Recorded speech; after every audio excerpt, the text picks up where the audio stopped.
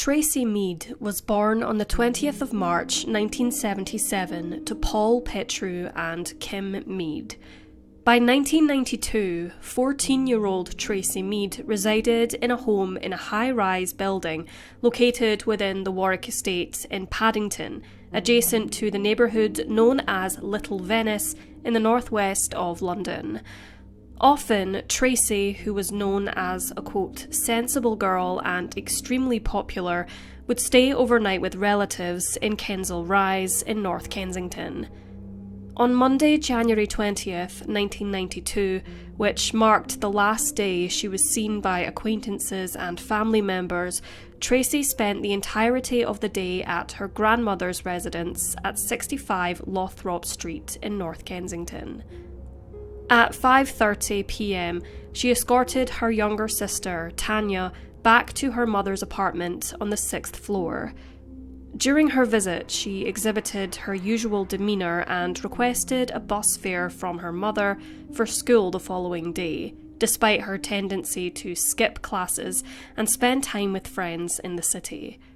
Her mother, Kim, gave her the bus fare plus £2 of pocket money.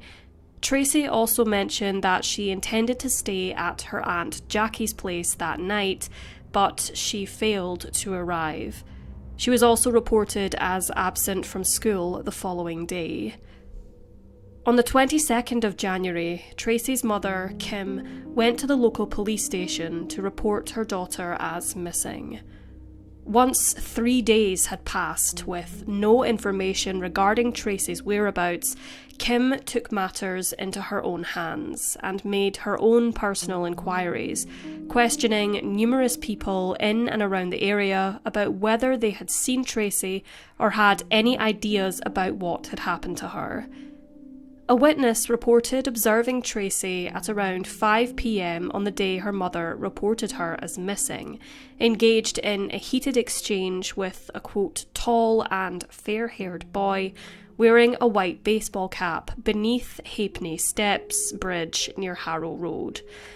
Later, on a bitterly cold January 31st at approximately 1:30 p.m. in Shepherd's Bush, approximately 3 miles from Tracey's home, a young woman bearing resemblance to Tracey approached another woman for directions to Adam's Cafe, mentioning she was supposed to meet her boyfriend.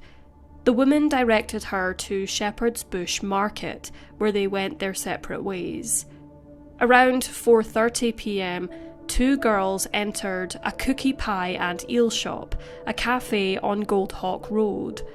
One of the girls was noted to have a striking resemblance to Tracey. Staff noted that although they appeared clean and tidy, the girls both seemed fatigued, hinting they may have been homeless or sleeping rough on the streets. One of the girls ordered pie and mash and was noted to have black bobbed hair and wore large gold hoop earrings, whereas the other girl, who had blonde hair, concealed something beneath her jacket. However, the shopkeeper didn't know what was being hidden. Subsequently, the police issued an appeal for the young girl believed to have been with Tracey Meade at the cafe to step forward, and they also circulated a photo fit of her. Reportedly, Tracey was spotted exiting the Yin Yo Chinese restaurant situated on Goldhawk Road. She was accompanied by a Scottish man of black descent who was overheard saying, quote, "Come on, Tracey, let's head home." Appearing on an episode of Crime Watch in April 1992, Kim said, quote, "We're a pretty close family, and Tracey used to like staying at my sister's and my mum's, and she never did like my flat because we're stuck on the 6th floor. That night, she seemed her normal self, like nothing different about her, or not moody or anything like that." She further stated of the streetwise teen, quote, "Being the parent of a teenager, you've got to trust them. That's what I did with Tracey. I trusted her. I don't know what went wrong." On Saturday the 1st of February, near Kensal Green Cemetery and Mitre Bridge, at approximately 3:30 p.m, a body was recovered from the Grand Union Canal by a fisherman. The body was identified to be that of 14-year-old Tracey Meade, who had disappeared several days earlier. She was positively identified by her father, Paul Petru. A post-mortem conducted by Dr. Al Alusi established that Tracey had been stabbed once in the arm and once in the stomach and had subsequently drowned, with the latter having been the cause of death. On Crime Watch, the stab wounds, which were thought to have been caused by a kitchen knife, were described as, quote, relatively superficial, and Detective Inspector Colin Wright stated that Tracey was likely in the company of people she knew and, quote, things progressed far more than they expected. He expressed his belief that a sexual motive might be at play due to Tracey being partially dressed when she was recovered from the canal. Her other clothes were found folded neatly in 2 different areas by the canal. Nevertheless, no post-mortem evidence indicated any sexual assault. A pink and yellow top Tracey had on the night she disappeared was nowhere to be found, prompting the police to urge anyone who might have spotted it to come forward. The police mentioned their interest in tracing Tracey Meade's whereabouts during the 2 weeks following her last sighting by her mother on the 20th of January 1992. They emphasised that Tracey had not been abducted and had left of her own accord, adding that she had been spotted in various locations, including the Harrow Road area and Paddington. Hammersmith coroner Dr. John Burton stated, quote, "She seems to have been undressed under threat. She has not been sexually assaulted, although it may well be that the person removing the clothing may have intended to do that. Either she has been forced into the canal or she was trying to get away. The water was freezing cold. She had 2 stab wounds and she died on drowning. I believe she tried to run off partially clothed but was caught, whether by one or many, as she ran through the undergrowth."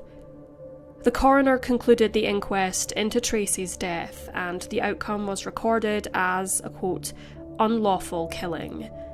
The coroner also concluded that Tracey had not perished on the day she disappeared on January 20th, and furthermore commented, quote, "I feel in the community around Harrow Road there is someone, if not more than one, who knows exactly what went on."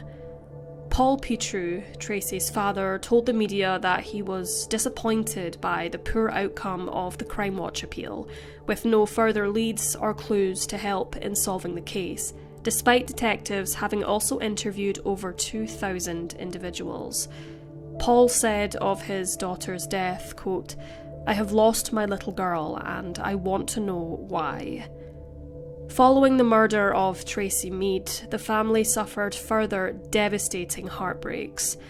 After having turned to drugs to ease his pain, Paul Petru took his own life at the age of 45 after struggling to cope with the death of his daughter. Kim Meade died in 2015, and Paul's second wife, Denise, passed away from lung cancer. Paul and Denise are parents to Emma Petru, who has brought her sister Tracey's case back into the media spotlight after years of no answers.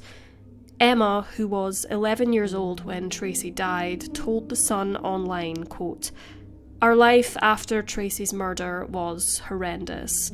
She further elaborated, explaining that tragedy had once again struck due to the death of her brother, Peter Petru, who was fatally stabbed in Kilburn in July of 2020.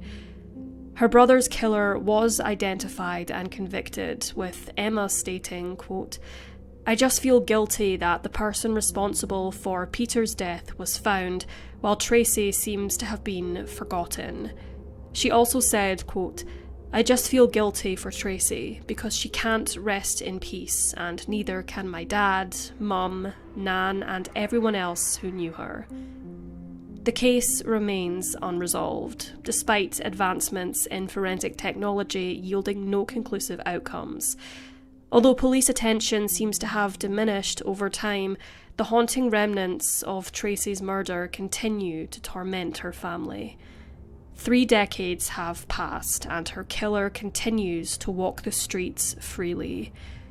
If you have any information regarding the murder of Tracey Meade, you can contact Crimestoppers on 0800 555 111 or you can call 101.